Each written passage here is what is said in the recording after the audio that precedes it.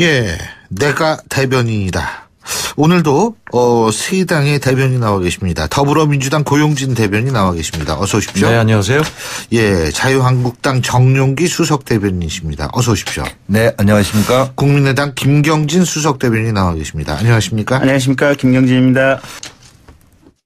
어제 5당 대선 후보들이 참석하는 2차 TV 토론회가 열렸습니다. 지난 1차와는 달리 생방송으로 진행되고 원고 없는 스탠딩 자유토론식으로 많은 분들의 관심을 끌었는데요. 오늘은 우리 3당 대변인들과 함께 어젯밤 진행된 2차 TV 토론회에 대한 이야기 치열하게 나눠볼까 합니다. 근데 일부에서는 정치외교 안보 분야였었는데 유승민 후보가 이제 문재인 후보한테 이런 질문을 했었죠.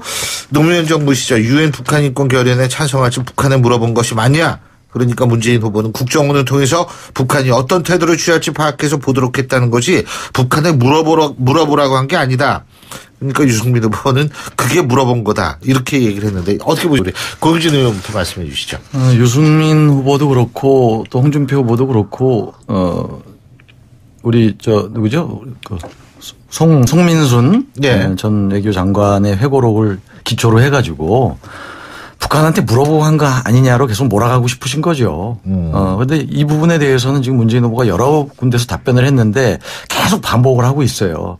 솔직히 얘기해라 물어봤냐 안 물어봤냐 이건데 당시에 문재인 후보의 역할로 봐서는 여러 개를 종합해가지고 대통령한테 보고해야 될 의무가 있습니다. 예. 국정원을 통해서도 국제적인 반응이 어떤지 예. 북한의 동향은 어떤지 당시 남북 간의 어떤 개성 국면이었기 때문에 그런 부분을 알아보지 않고 한다는 것은 말이 안 되는 것이고 그런 부분에서 내가 여기저기 알아보라고 했다는 건데 알아보라고 한 게 물어본 거 아니냐라고 자꾸 그걸 우기면 그거 참 그 국민이 다 보는 토론에서 알아본 거와 알아보다 보면 여러 가지 형식이 나올 거 아니겠어요?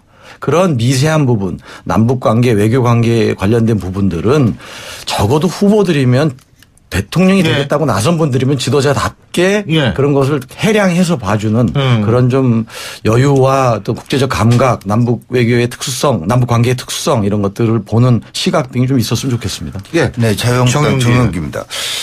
근데 이런 논란은 문재인 후보가 자초한 측면이 있습니다. 최초 이 문제가 제기됐을 때 기억이 잘 나지 않는다라고 했다가 이렇게 다른 사드 문제도 그렇습니다만은 명확하게 태도를 정리하지 못하고 입장이 바뀌고 왔다 갔다 하고 모호한 것 같은 인상을 주기 때문도 있다. 그리고 지금 송민순 전 장관의 회고록을 보면 지금 말씀하신 것과 같이 그런 좀 이런저런 다양한 저기를 알아보라라는 차원보다는 북한의 의중을 우리가 좀 존중해야 된다는 그런 것들이 있었기 때문에 당시에도 송민순 전 장관이 그에 대해서 반대 의사를 표명했고 회고록에까지 이렇게 밝혀서 국민들이 알게 하도록 하는 거 아니겠는가.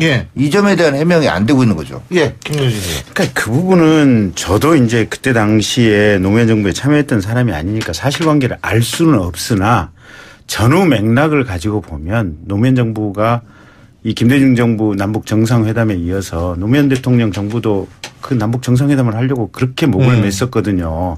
그리고 송민순 전 장관의 회고록이 있다고 보면 실은 북한의 의사를 어떻게든지 존중하고 북한과 적극적인 마찰을 피하려고 했었던 그 맥락 속에서 있었기 때문에 문재인 후보가 말한 그저 이 인권 결의안에 찬성했을 때 북한이 어떻게 나오는지 정책적인 어떤 반향에 대해서 평가를 하고 정보를 수집하려고 했다라는 이런 차원의 해명은 사실은 저는 거짓말 가능성이 매우 높다라고 스스로는 추정을 하고 있습니다. 다만 이 추정이 맞는지 안 맞는지는 모르겠지만 그때 당시의 전반적인 흐름은 그렇다. 그리고 만약에 제 추정이 맞는다고 한다면 물론 이제 아니라고 하시니까 제가 할 말은 없지만 그러면 그런 상황에 대해서 명확하게 국민들에게 얘기를 하고 정말로 남북 간의 평화 관계를 위해서 적극적으로 나가야 되는 것이 아니라 이 방향성을 설명해야 되는 것이 지도자로서 자세에 맞지 않느냐라는 것이 개인적인 평가입니다. 네.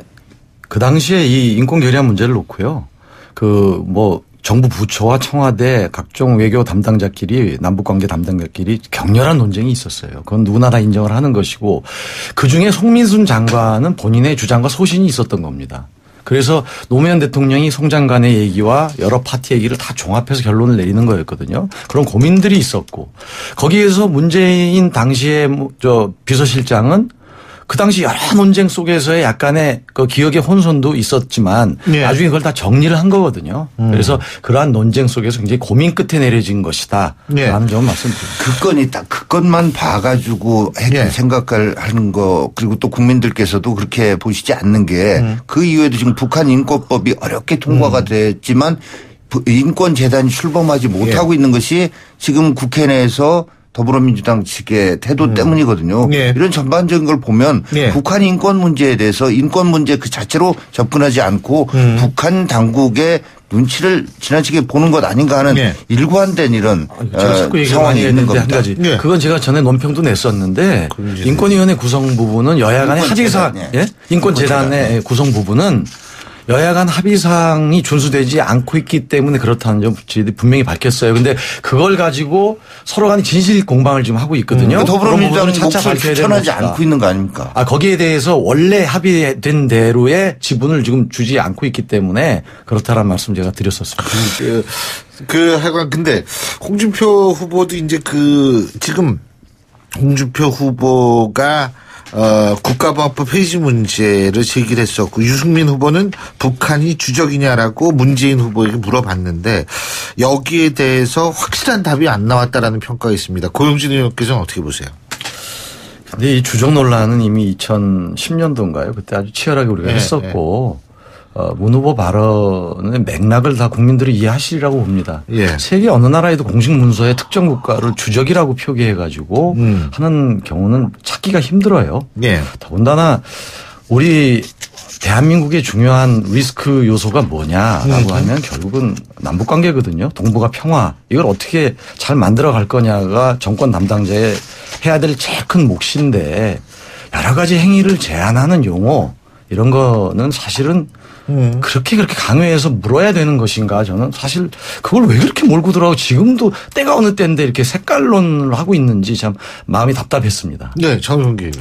자, 세계 유일의 분단 국가입니다. 세계 예. 어느 나라도 주적 말씀하시는데. 예. 자, 그래서 이 부분은 이러잖아요. 문재인 후보께서 얘기가 대통령 내지는 대통령이 되려고 하는 사람이 주적이라고 얘기해서는 안 될 문제라고 본다. 끝까지 그렇게 얘기를 하셨는데 그게 아니라 내가 국군 통수권자로서의 대통령이라는 측면에서는 분명히 북한 주적이다.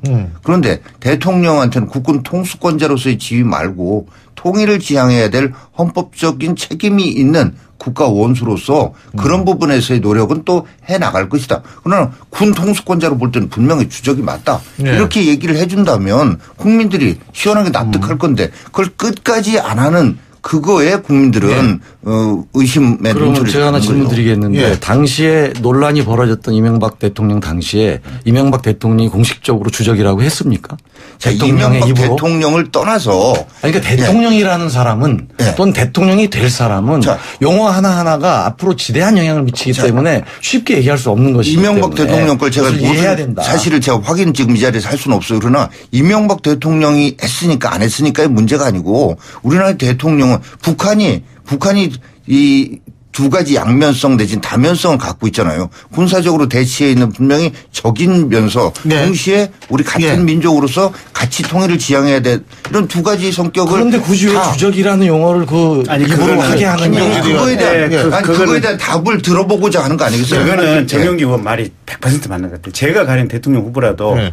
북한 주적 맞다. 아니 총칼을 들이대고 서로 미사일을 쏘고 포를 대고 있는데 주적이 아니면 누가 주적이냐. 주적은 맞는데 이 주적의 성격이 매우 특수한 주적이다. 우리 헌법 전문에도 나왔듯이 평화 통일을 지향하는 평화의 상대방 우리가 평화를 위해서 노력해야 되는 대상으로 헌법에까지 명문화된 주적이다. 아주 특수한 주적이다. 그래서 경우에 따라서는 이 적의 공격성으로부터 우리를 지키기 위해서 이 국방비를 늘려야 되고 방위력을 증강해야 되는 측면도 분명히 있지만 또 물밑에서는 특사를 보내고 또 물밑에서는 여러 가지 어떤 인도적인 지원도 해야 되고 예. 이런 복합적인 성격을 가지고 있다. 예. 그렇기 때문에 이 논란이 지속될 수밖에 없는 것이고 주적이 대 평화의 대상인 알겠습니다. 주적이다. 이렇게 자, 표현해야 간단하게 됩니다. 그야말로 그럼 서로 모순되는 의원 단어의 얘기만 하고 결합인데요. 3부 끝내죠. 이게 외교고 남북 관계를 보면 단어 하나로 여러 가지 분쟁이 일어나는 게 굉장히 많습니다. 예. 지금 말씀하신 대로 하면 그냥 적이 있고 또 주적이 있어요.